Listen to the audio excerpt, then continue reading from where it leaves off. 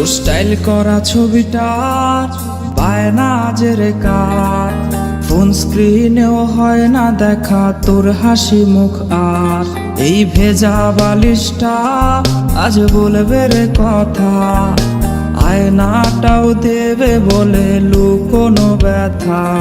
তোর স্টাইল করা ছবিটা পায় না যে রে কার, ফোন স্ক্রিনেও হয় না দেখা তোর হাসি মুখ।